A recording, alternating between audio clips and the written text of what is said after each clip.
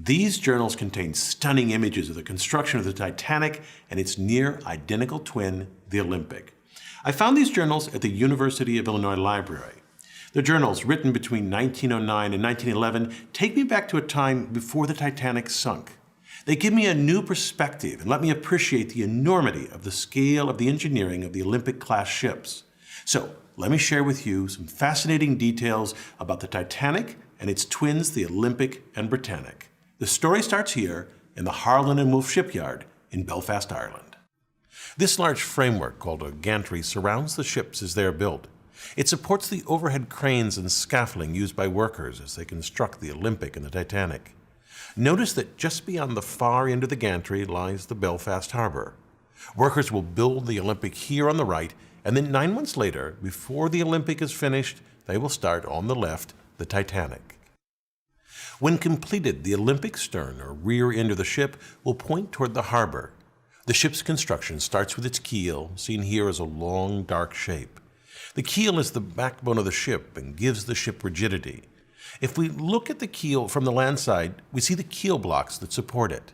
These wooden blocks, typically pine, separate the ship from the slip, the concrete floor of the gantry. Each keel block stands about 5 feet high, so this creates a space under the ship for workers to construct the ship. Workers build the ship outward from the keel. Here they construct the Olympic's double bottom. In pink, we see the framework that separates and supports the two bottoms of the ship. The second bottom is shown in orange. It's made of steel plates and is sometimes called the tank top because the double bottom contains 44 watertight tanks. Most of the tanks carried seawater used as ballast to balance and add weight to the ship, but some carried fresh water. In total, the double bottom carried over 5,000 tons of water, or about 1.5 million gallons. Once they finish the double bottom, workers erect the framing for the hull. From this view, we see the framing for the stern of the ship. It's what a worker would see standing on the tank top from the fore and looking toward the aft of the ship. That's where the harbor is. Looking closer, we see the rib-like structure on the start of the transverse frame of the ship. Workers rivet to this frame the hull, which will form the skin. So far, we've watched the Olympic's construction. In the gantry, that ship sits here in the background. In the foreground lies the keel of its twin, the Titanic. Its construction began 9 months after the Olympic. We see here, attached to the keel, the framework of the Titanic's double bottom. Notice this large, claw-like mechanism lying on the ground, and these three hung from the cranes. These are hydraulic riveters, which workers used to install most of the 3 million rivets on the Titanic. Here we see the almost complete hulls of both the Olympic and Titanic. Work inside the Olympic progresses rapidly. The staterooms are being erected, and plumbing is being fitted throughout the ship. To prepare for the Olympic's launch, workers paint the ship a light gray so it will stand out in black and white photographs, although they repainted the ship black soon after its launch so that it matched previous White Star liners. To ease the slide into the water, the slip was greased with 23 tons of tallow, oil, and soap. And then the order to release the ship was given, the hydraulic triggers were released, and the ship slid into the harbor, reaching a speed of 12.5 knots. Notice that the ship is launched backwards. There are many reasons for this, but among them is that the stern, the rear, is wider than the bow, so it is more buoyant. In a mere 62 seconds after launch, the Olympic was afloat. The moment the ship hit the water is its official launch date, although it was mostly empty. Here it weighs only about 27,000 tons and so rides high in the water. The draft, the vertical distance between the bottom of the ship and the surface of the water, is only 18 feet. After it is completely fitted, it will weigh nearly twice that, 52,000 tons. With that additional weight, the Olympic will drop until the water reaches the border painted on the hull, a draft of about 34 feet. The Olympic cannot move by itself, and so a tugboat tows it to the fitting out quay where a gigantic crane loads the ship. Here the crane lifts aboard a cylindrical boiler.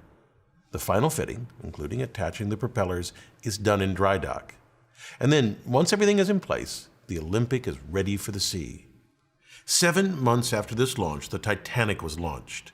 I have from this journal a few photos of that event, but keep in mind the Olympic got the big press because it was first. The Titanic only becomes of more interest in retrospect. This photograph shows the twins, the Olympic and Titanic. Although built side by side, this was the last time they were photographed together. Less than a year after the launch of these two giant ships, one suffered a collision that ripped a gaping hole in its side. That ship was, of course, the Olympic. In September of 1911, the Olympic departed the port of Southampton, England, sailing toward the Isle of Wight. The Olympic turned into the Solent Strait and passed a British warship, the HMS Hawke.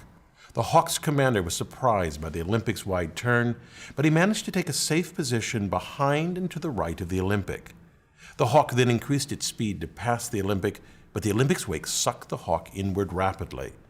The Hawke tore a large hole in the Olympic, and below its waterline, the damage was even greater.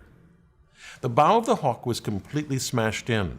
The Olympic limped back to Southampton, where the holes were temporarily patched with wood before returning to its home dock in Belfast for repairs.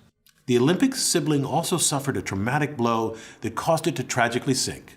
I'm of course talking about the Britannic. The Britannic was the same size and very similar to the Olympic and Titanic. Although intended to be a passenger liner, the ship was drafted into military service in World War I as a hospital ship. While in the Mediterranean, it hit a mine or was struck by a torpedo and sank in less than an hour. Despite these accidents, the Olympic-class ships were great feats of design and workmanship. Just consider the propulsion system of the Titanic. The ship had two sets of reciprocating engines. These engines were fueled by coal, which was stored along the bottom of the ship. Exhaust gases from the boiler discharged through these smokestacks, which are frequently called funnels. Now, they don't look like funnels until you look at them the right way. They're upside-down funnels. This cross-section of the Olympic shows the boilers sitting atop the double bottom. Exhaust from the boilers is funneled up and out of the ship. It's well known that the aftmost funnel on these ships is a dummy. It was built primarily for aesthetic reasons. Although it did not service the boilers, it was used as a ventilation and extraction shaft for the engine and turbine rooms. The Titanic needed 4,000 tons of coal for a transatlantic trip, which took 24 hours to shovel into the bunkers. Here, in this photo of the SS Minnehaha, coal is being loaded into coal ports on the side of the hull. Loading coal into the Titanic worked much the same way.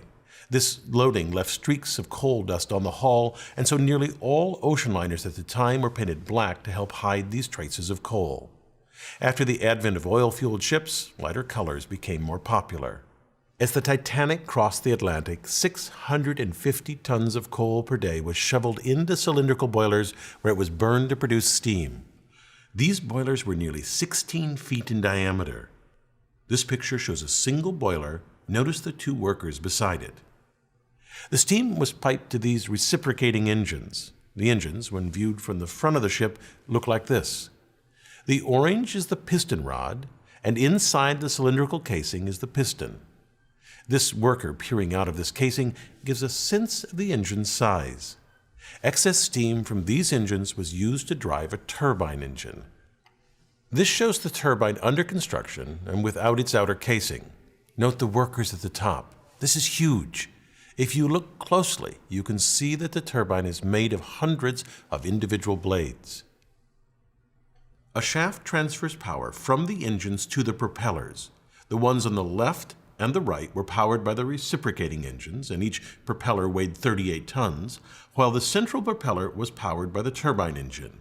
It was cast as a single piece of manganese bronze and weighed 22 tons. The outer propellers were used for tight navigation of harbors, while the central propeller was used only in open seas. Also, unlike the others, the central propeller could not be driven in reverse, only forward. Even with this powerful propulsion system, the Olympic-class ships were not the fastest at the time, which was intentional. The White Star Line decided to focus on comfort and luxury over speed. It's clear that the lavishly decorated rooms on the Olympic and Titanic certainly made the passage more enjoyable, but there were some hidden design choices that made these ships the pinnacle of comfort for all classes of service. The ships were steered using these helical gears. Each ship had two sets of both the spur gears and the beveled gears. These massive gears are nearly 6 feet across, made of solid steel, and each weigh thousands of pounds. Notice the herringbone pattern on the teeth. This pattern allowed a tight engagement of the teeth and resulted in reduced vibration transmitted to the rest of the ship. Altogether, the gearing on the Titanic weighed about 7.5 tons. This very large structural piece is called the boss arms. These arms held the shafts of the outer propellers in place, and because of their size and strength, they reinforce the hull, which reduces panting. Panting occurs when variations in water pressure, say the crest versus the trough of the wave, flex the hull inward and outward. Less flexing results in less vibration felt by the passengers. These boss arms, also called shaft brackets, were fitted 20 feet apart at the very aft of the ship. While the Titanic and Britannic both had tragically short careers, the Olympic triumphed. In its lifetime, it made over 500 transatlantic journeys, carrying over 400,000 passengers and sailing 1.5 million miles. It even spent 4 years as a U.S.-Canadian troop transport during World War I, earning the nickname Old Reliable. After 24 years of service, the ship was decommissioned and scrapped for parts. The Olympic-class ships were absolute marvels of engineering. I hope it's for their revolutionary design rather than their failures that they're remembered. I'm Bill Hammack, the Engineer Guy. I thank my advanced viewers for their useful feedback on a draft of this video. If you'd like to be an advanced viewer, sign up at engineerguy.com/support. Thanks for watching.